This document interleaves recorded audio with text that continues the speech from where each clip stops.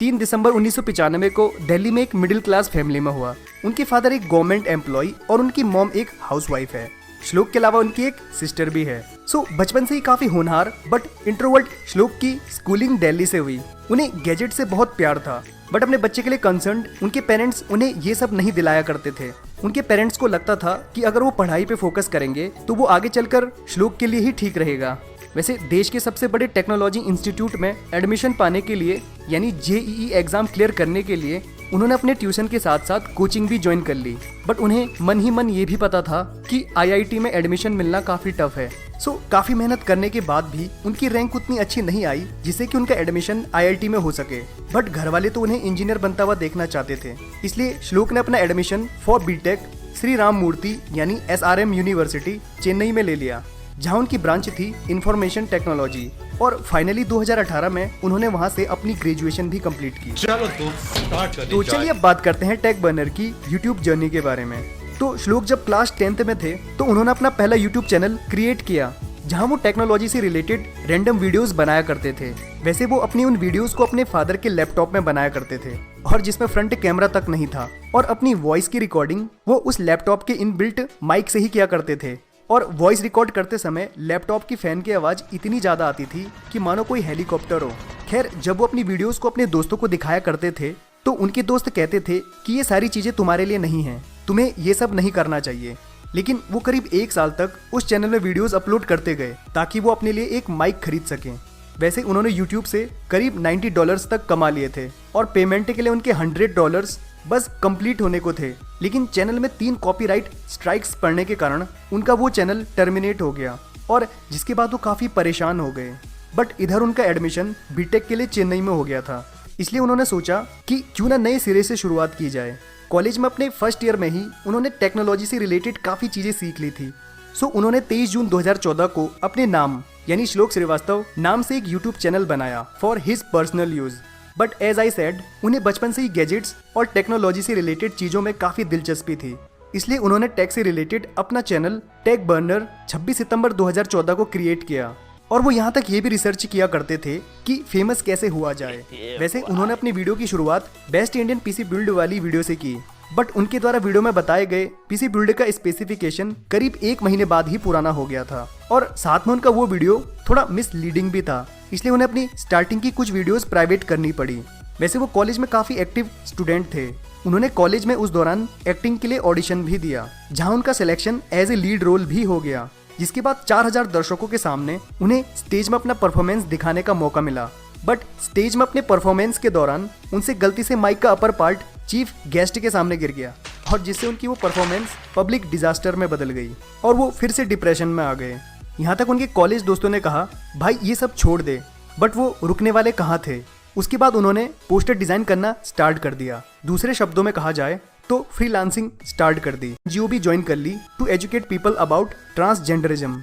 लेकिन उन्हें इस काम के बदले कुछ पैसे नहीं मिल रहे थे, इसलिए उन्होंने इसके बाद बुक सेलिंग से रिलेटेड एक ऑर्गेनाइजेशन भी स्टार्ट किया।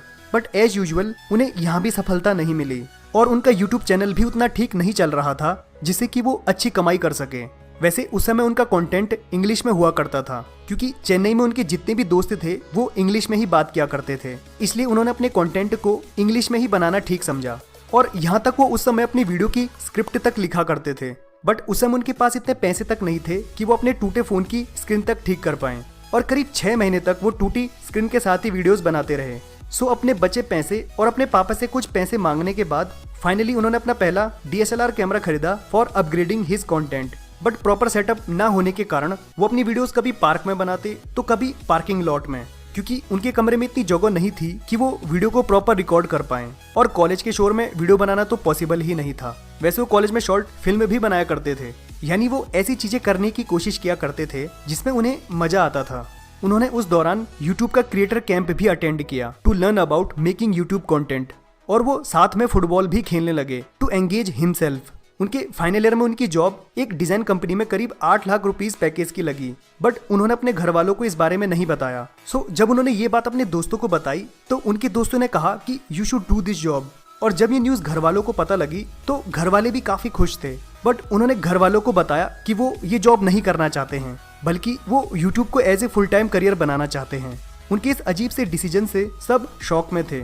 उनके घर वालों और दोस्तों ने काफी कन्विंस किया कि जॉब के साथ यूट्यूब भी किया जा सकता है, बट उनके अकॉर्डिंग वो जो कर रहे थे उन्हें वो बिल्कुल सही लग रहा था और उन्होंने अपने दिल की सुनी और अपना डिसीजन ले लिया था, चाहे वो सही हो या गलत। हालांकि उनके उस समय यूट्यूब में मुश्किल से 2000 सब्सक्राइबर्स भी नहीं थे, बट उन्हें अपने पे विश्वास था कि वो यूट्यूब में बहुत कुछ कर सकते हैं। उन्होंने एनालिसिस किया कि उनके नॉर्मल टेक वीडियोस दर्शक देखते तो हैं बट ज्यादा एंजॉय नहीं करते हैं, इसलिए अप्रैल 2018 से उन्होंने अपने कंटेंट को अब हिंदी में बनाना स्टार्ट कर दिया ताकि वो अपने ऑडियंस से खुलकर अपने अंदाज में अपनी बातें रख सकें।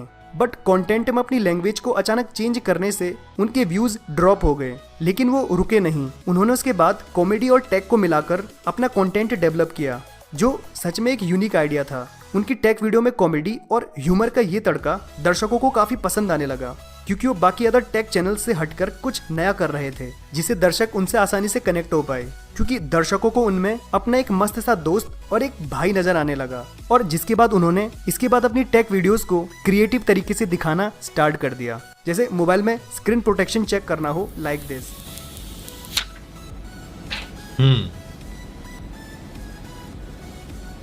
लग तो रहा है चिकना चिकना। उनके इस पर्सनैलिटी और ह्यूमर से लोग काफी अट्रैक्ट हुए, जिससे 2020 में लॉकडाउन पीरियड के दौरान उनके सब्सक्राइबर्स में एक्सपोनेंशियल ग्रोथ होने लगी और वो एक एक करके यूट्यूब के कई माइल स्टोन्स को भी कंप्लीट करते गए। उन्होंने इसके बाद अपनी टीम के साथ मिलकर टेक से रिलेटेड काफी ऐप बनाई और आज श्लोक एक सक्सेसफुल यूट्यूबर के साथ साथ एक बिजनेसमैन भी हैं, जहां उनकी करीब 20 लोगों की एक डेडिकेटेड टीम है। तो चलिए अब बात करते हैं some facts about Tech Burner. अपने स्ट्रगल की डेज में उन्होंने कई टेक हंट में पार्टिसिपेट किया और उन टेक हंट्स में से एक गीकी रंजीत और C4E टेक चैनल ने भी ऑर्गेनाइज किया था, जहां जीतने वाले क्रिएटर को उनके चैनल में शाउट आउट दिया जाता था या फिर कहें उनके कंटेंट को फीचर किया जाता था। सो श्लोक ने भी यहां पार्टिसिपेट किया था, बट वो सिलेक्ट नहीं हो पाए। लेकिन आज टेक बर्नर ने उन दोनों टेक यूट्यूबर्स से ज्यादा सब्सक्राइबर्स गेन कर लिए हैं। उन्होंने as an audience YouTube creator camp भी ज्वाइन किया, जहां वो कैरी मिनाटी से काफी इंस्पायर हुए। क्रिएटर कैंप में कैरी की बात उन्हें काफी इंस्पायरिंग लगी, जहां कैरी ने बताया कि क्रिएटर को अपनी वीडियो में हमेशा एनर्जेटिक और इंथुजियास्ट लगना चाहिए। कैरी की बातों का उन पर काफी असर हुआ और जिसका बहुत हद तक इम्पैक्ट उनकी वीडियो में दिखता है। वैसे उन्होंने क्रिएटर कैंप में पार्टिसिपेशन के जस्ट एक साल बाद यूट्यूब फैन फेस्ट में परफॉर्म किया। जब टेक बर्नर के करीब 500 के सब्सक्राइबर्स थे तो उस समय उनकी यूट्यूब में अर्निंग करीब 15,000 रुपीज थी, बट उन्होंने वीडियो प्रोडक्शन में हेल्प के लिए एक बंदा हायर किया था, जिसे वो पर मंथ 18,000 रुपीज सैलरी दिया करते थे। श्लोक की एक गर्लफ्रेंड भी है जिनका नाम सिद्धि भारद्वाज है। और हाँ, टेक बर्नर और ध्रुव राठी दोनों अलग अलग लोग हैं। तो दोस्तों, टेक बर्नर का सफर from attending the fan fest to hosting fan fest सच में काफी इंस्पायरिंग है। उनका कभी ना हार मानने वाला एटीट्यूड ही था जो उन्हें यहाँ तक ले आया। उनका खुद पे भरोसा और कुछ नया करने की काबिलियत सच में कमाल की है। उन्होंने अपने फेलियर में फोकस करने के बजाय अपनी सक्सेस पे फोकस करना स्टार्ट किया और उन्होंने एनालाइज किया कि ऐसी कौन सी चीज है जो उन्हें खुद पसंद है और जो उन्हें खुशी देती है, और उन्होंने अपनी खुशी के लिए यूट्यूब को चुना, क्योंकि उनको अपने आप पे भरोसा था कि वो आगे चलकर इस फील्ड में कुछ कर सकते हैं।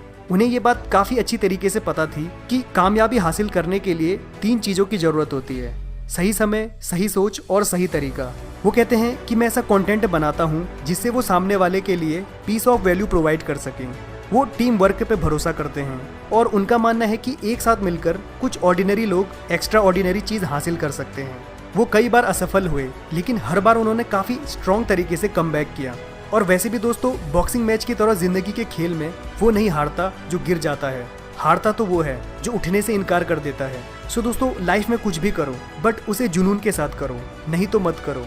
इसलिए दोस्तों, किसी ने क्या खूब कहा है, ख्वाब टूटे हैं मगर हौसले जिंदा हैं। हम तो वो हैं जिन्हें देख के मुश्किलें भी शर्मिंदा हैं।